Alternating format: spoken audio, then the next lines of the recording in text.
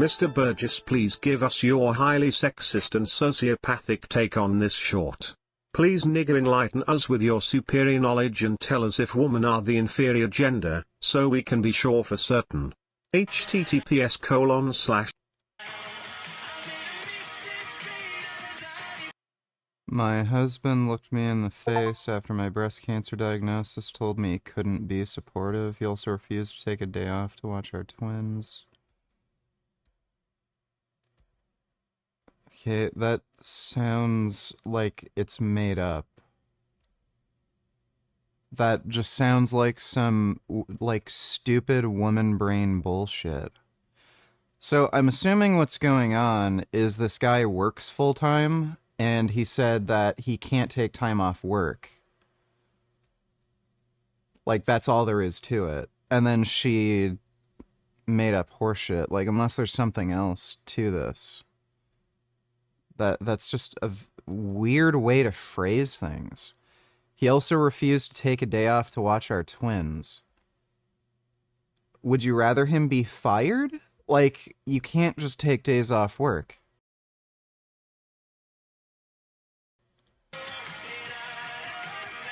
Cancer diagnosis than the other way around. It's not by a small margin either, like 20 or 30%, as one study found they were 6 times more likely to live. I'll tell you why this is. It's because men don't rely on women. Women rely on men. So if you have a husband who gets sick, well, that's your fucking bank account going away. So you have to make sure that your dude gets healthy so that he can start working again and pay the bills. Women don't, they're not useful for that. So, like, as soon as they can't, like, have sex, cook, clean, do the dishes, massage your feet, you know, whatever else you want them to do, well, what are they good for? Nothing. So, yeah, no shit. This is entirely, these are entirely cynical decisions people are making. It's not that women love men more. They sure as fuck don't.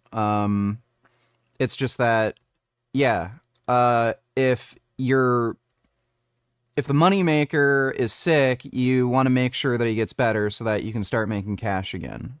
Leave.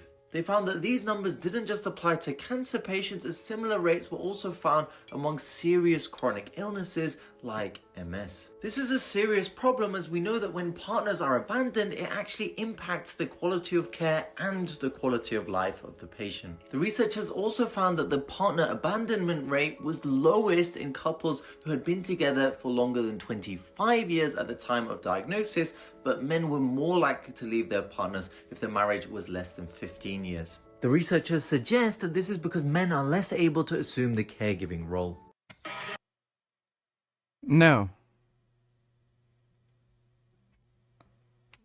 Like what? Men are less able to assume caregiving roles. Are, like, what? Men can't change diapers or bandages or cook or clean? Like, buddy, if we can figure out how to fucking land a man on the moon, I'm pretty sure we can figure out how to, like, do dishes. No, these are just cynical decisions that people are making. That's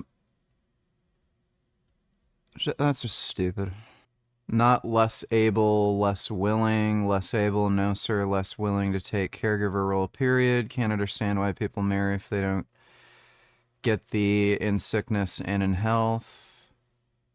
Yeah, right. Okay.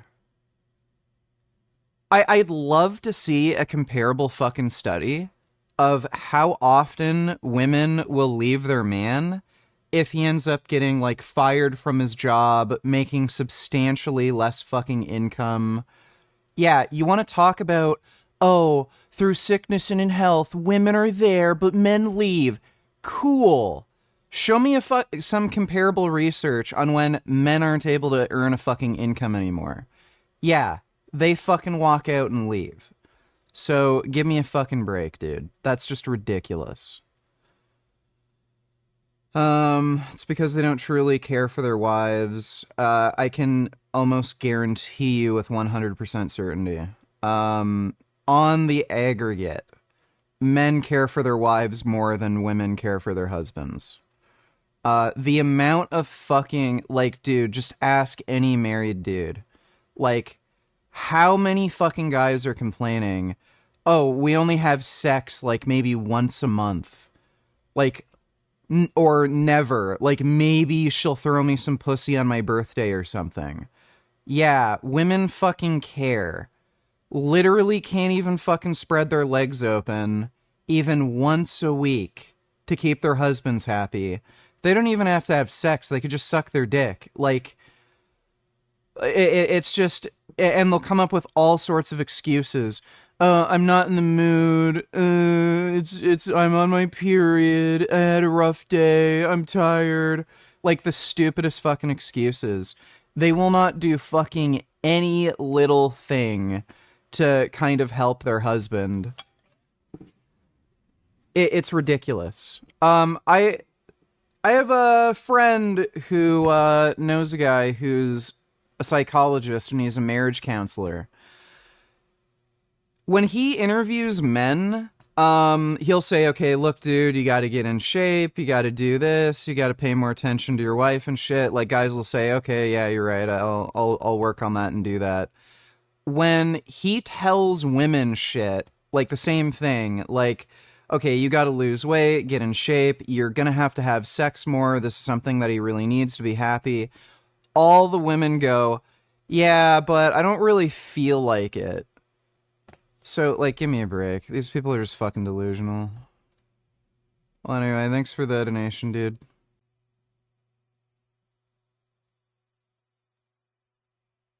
Mine told me that if I didn't get reconstructive surgery after mastectomy, that he wouldn't find me attractive anymore. Found him instantly repulsive after that.